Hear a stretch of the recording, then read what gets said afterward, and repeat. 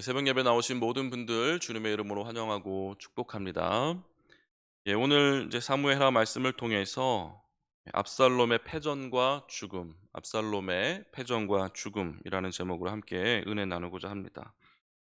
요즘 아주 맛있는 음식을 파는 곳, 내가 먹어보기에 참 기억될 만한 곳, 또 감동까지 주는 그런 음식점들을 우리가 가다가 만나게 되면 이것을 주변에게 소개하면서 야, 진짜 인생 맛집 만났다. 뭐 이렇게 이야기하는 것들을 아마 종종 들어보셨을 겁니다. 그리고 뭐 핸드폰으로 사진을 찍다가 너무 잘 나온 사진이 있으면 뭐라고 이야기합니까? 인생 사진이다 이렇게 이야기하죠. 요즘 뭐 어떤 사진관에는 인생 사진관 이렇게 이름을 붙여놓기도 하는데 참 말하자면은 인생에 가장 기억할 만한 어떤 맛집 또 어떤 사진 오래 간직하고 싶은 그런 사진 내 인생에 가장 중요한 어떤 것을 만났을 때 그것에 인생이라는 수식어를 붙여서 요즘 사람들이 설명하는 것 같습니다. 그런데 오늘 이제 다윗의 인생을 보았을 때 압살롬의 반역으로 왕궁에서 거의 맨발로 도망 나오다시피 한 다윗의 인생을 우리가 보게 될 때에 그 다윗이 지금 인생 고난의 시간을 지나고 있는 것이 아닌가 이렇게 생각을 해보게 됩니다.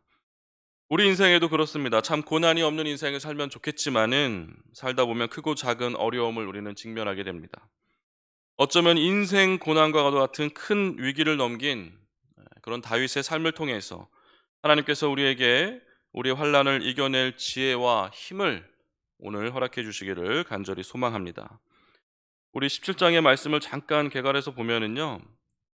22절에 보면 지금 다윗이 일어나 모든 백성과 함께 요단을 건널세 새벽까지 한 사람도 요단을 건너지 못한 자가 없었더라 이렇게 이야기합니다. 지금 다윗이 요단강을 건넜어요. 이제 지도를 생각해 보시면 지중해가 여기 있습니다. 그리고 이쪽 땅을 요단 서편이라고 하고 여기에 이제 계곡에 다윗 성이 있죠. 그리고 요단강이 여기 있습니다. 요단강을 넘어가면 이제 길르앗 지역이 되는 거예요. 아주 산악지대입니다. 이쪽은. 그러니까 이제 이스라엘 백성들이 다윗을 따라서 요단 서편에 있다가 요단강을 건너서 요단 동편으로 간 것입니다. 언제까지 건너냐면 새벽까지 건넜다. 깜깜한 밤에 해가 지고 나서 동이 틀 때까지 계속 어떤 도망하는 그런 시간들을 보냈던 것 같습니다.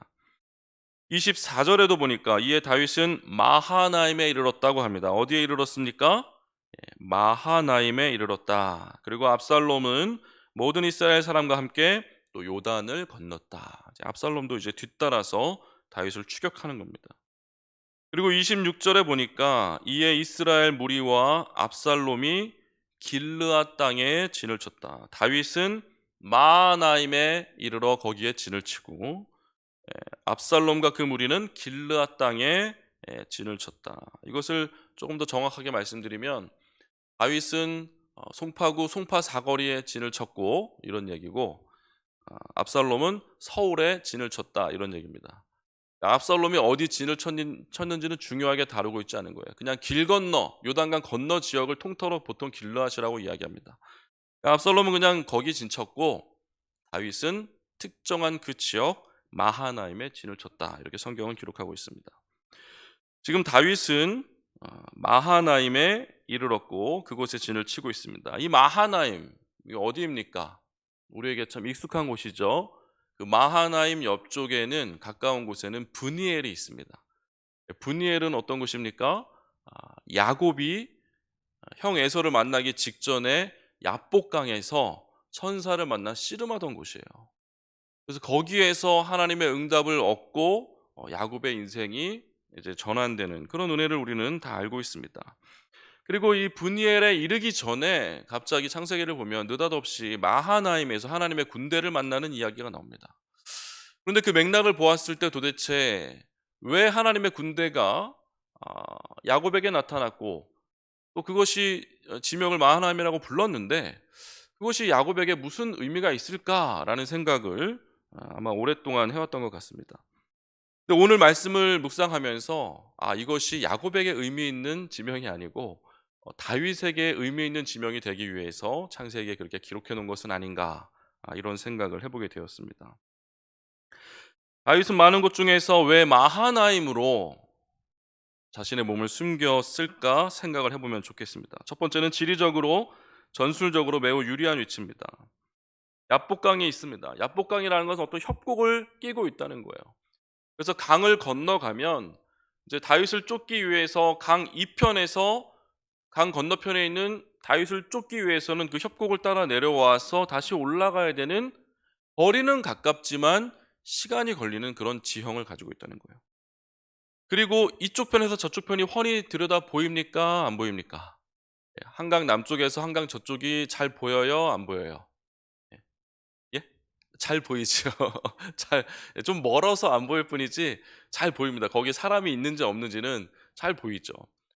그러니까 야복강은 뭐 큰 강이 아니에요. 그러니까 이쪽 편에서 저쪽 건너편에 이제 군대를 이끌고 왔으면 저기에 다윗 군대가 있구나. 저쪽에 압살롬의 군대가 왔구나 하면은 그것을 보고 언제든지 도망갈 수 있는 그 위치. 아주 참 지리적으로 전술적으로 매우 유리한 위치에 아마 다윗은 자리를 잡았던 것 같습니다. 그런데 이것은 앞서 말씀드렸듯이 역사적으로 또 영적으로 매우 중요한 장소라는 것을 우리는 생각을 해봐야 됩니다. 야곱에게 나타났던 하나님의 군대, 그리고 그 하나님의 군대를 오늘 다윗은 하나님 제발 저에게도 하나님의 군대를 보내주소서라는 간절한 마음으로 이곳에 진치지 않았을까 생각을 해봅니다. 다윗을 쫓는 압살롬과 그의 군대는 길르앗 땅에 이르렀다고 이야기합니다. 길르앗 땅, 그냥 요단강 동편에 이르렀습니다. 그곳에서 이제 마하나임에서 다윗은 세력을 정비합니다. 1절과 2절, 4절 말씀을 보시면 1절에서 다윗은 그와 함께한 백성을 찾아가서 천부장과 백부장을 세웁니다. 그리고 2절에서 백성 전체를 셋으로 나누어 요압, 아비새, 이때에게 통수하게 합니다. 4절에 이들은 100명씩 1000명씩 대를 지어 이제 전쟁에 나간다고 기록하고 있습니다. 다윗의 군대와 압살롬의 군대의 전쟁이 이제 시작되는 것입니다. 주사기는 던져졌습니다. 이제 다윗은 무엇을 해야 됩니까? 우리 인생에 고난이 찾아옵니다.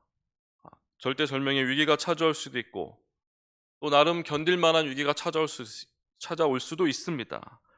그럼 그때 우리는 무엇을 해야 됩니까?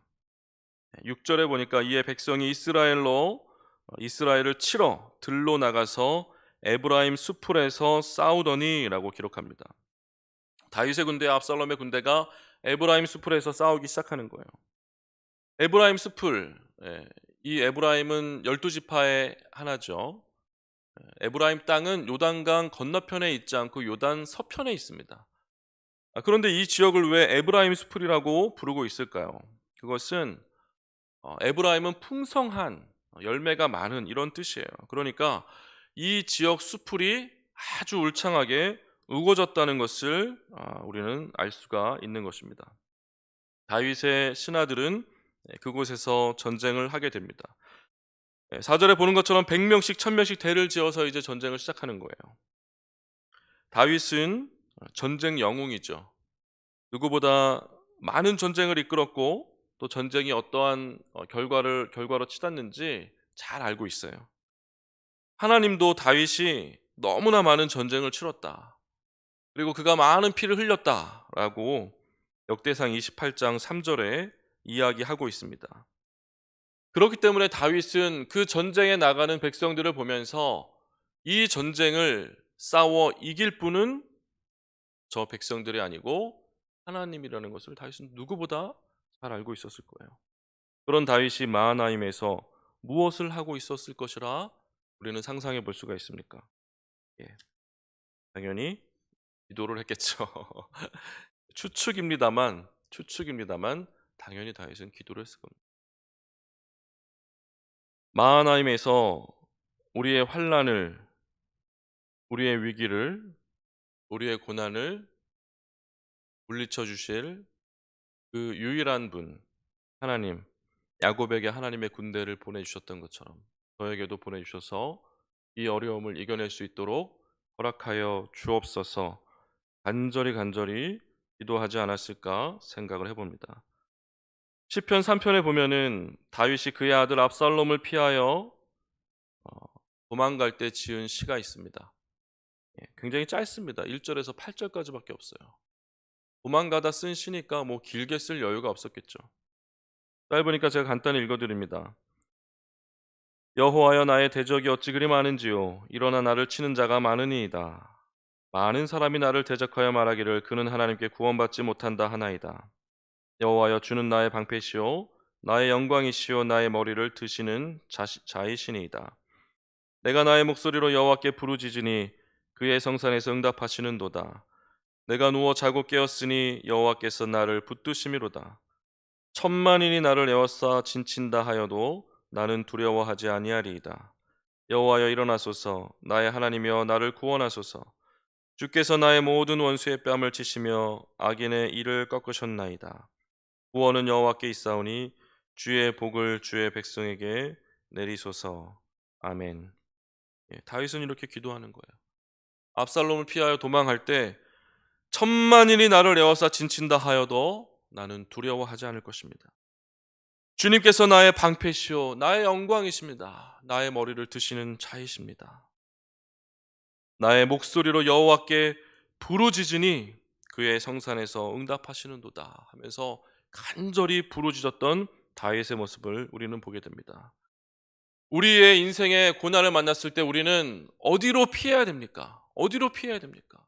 우리가 피해야 할 곳도 바로 다윗처럼 마하나임을 우리는 기억해야 되는 것입니다.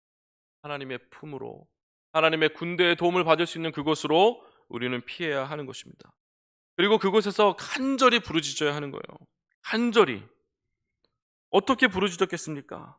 아마 죽기 살기로 부르짖었을 겁니다. 하생 결단으로 부르짖었을 거예요. 죽느냐 아니면 사느냐 아니면 죽느냐, 기도하다가 까무러치느냐, 이러한 결단으로 일사각오의 마음으로 다윗은 기도를 했을 것입니다. 그런 기도를 하나님께서는 들어 응답해 주시는데 어떻게 응답해 주십니까? 하나님께서 놀랍게 그 전쟁을 승리로 이끌어 주시는 거예요. 수많은 병사들이 나아가 희생을 치르고 있는 모습을 성경은 기록하고 있습니다. 수만 명이 죽었다고 성경은 기록합니다. 그러나 전쟁의 승패는 어떻게 결정이 됩니까? 9절에 보니까 우리 9절 말씀 한번 같이 읽어볼까요? 9절 말씀 시작. 압살롬이 다윗의 부하들과 마주치니라. 압살롬이 노새를 탔는데 그 노새가 큰 상수리 나무 번성한 가지 아래로 지날 때에 압살롬의 머리가 그 상수리 나무에 걸림에 그가 공중과 그 땅 사이에 달리고 그가 탔던 노새는 그 아래로 빠져나간지라. 그렇습니다. 결국 100명, 1000명 나간 군사들은 다 나가서 싸우다가 죽어갑니다. 그런데 누가 이 전쟁의 승패를 가르는 거예요? 요압이요? 누구요? 가드 사람 이때입니까? 상수리 나무가 그랬어요. 상수리 나무가 그런 거. 누가 압살롬이 상수리 나무에 걸릴 줄 꿈에라도 생각을 했겠습니까? 상수리 나무가. 그것도 약한 가지가 아니고 그냥 걸렸으면 대충 부러졌을 텐데 굵은 큰 가지가 나와서 압살롬을 걸었던 거예요. 결국 그 상수리 나무가 했다는 것은 하나님이 하셨다는 거예요. 전쟁의 승패는 누구도 예상하지 못했던 그 방법으로 하나님의 손을 써주시고 다윗의 인생의 승리를, 그 다윗이 찾아온 인생의 고난을 온전히 회복해 하는 그 은혜를 하나님이 하셨다는 것을 여기서 보여주시는 겁니다. 다윗은 마하나임의 진을 치고 천만인이 나를 에워싸 진친다 하더라도 하나님께서 나의 방패가 되어주시니까 주님이 나를 위해 싸워주시고 나의 얼굴을 들게 하여 주옵소서 일사각오로 기도했을 것이고, 그렇게 기도했을 때 하나님께서 꿈에도 생각하지 못한 방법으로 모든 상황을 바꾸어 가셨던 겁니다. 우리 인생의 고난도 내 생각과 의지와 방법과 계획대로 되지 않더라도 낙심할 필요가 없습니다. 계속해서 간절히 부르짖어 기도할 때에 우리가 생각지도 못한 방법으로 하나님께서 도움을 허락하시고 해결의 방법들을 찾아 주실 것입니다. 그러한 은혜가 반드시 우리 인생에 있을 줄 믿고 간절히 기도하시길 바랍니다. 뒤에 나오는 이제 이야기는 압살롬의 교만을 새롭게 조명합니다. 압살롬이 자식이 없어서, 아들이 없어서 기념비를 세웠다는 거예요. 압살롬은 아들이 셋이나 있는 사람이에요. 다말과 아들 셋이 있다고 성경은 기록하고 있습니다.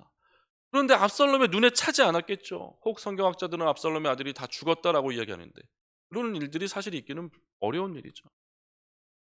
그가 얼마나 교만했는지, 아들 셋을 두고도 누구 하나 내 뒤를 이을 사람이 없다, 그러니 나는 나를 위하여 기념비를 세운다. 기념비를 세운 사람이 또 한 명 있죠. 사울 왕이에요. 교만한 자들이 어떻게 하나님의 꺾음을 당해서 멸망하는지 우리는 보게 되는 겁니다. 다윗은 지금 죄를 통해 큰 환난을 경험하고 있지만 그 환난의 위기를 간절히 부르짖어 하나님께 의지하여 매달림으로써 모든 위기를 모면하고 넘어서고 있는 것을 우리가 볼 때에, 우리가 큰 죄가 있다 하더라도 십자가 은혜를 기억하시면서 담대히 나가 회개하시고 하나님께 간절히 부르짖어 주의 도움을 잇는 우리 모든 성도들, 또 성파동교회 우리 가정이 될 수 있기를 주님의 이름으로 축복합니다. 아멘. 기도하시겠습니다. 이 시간 함께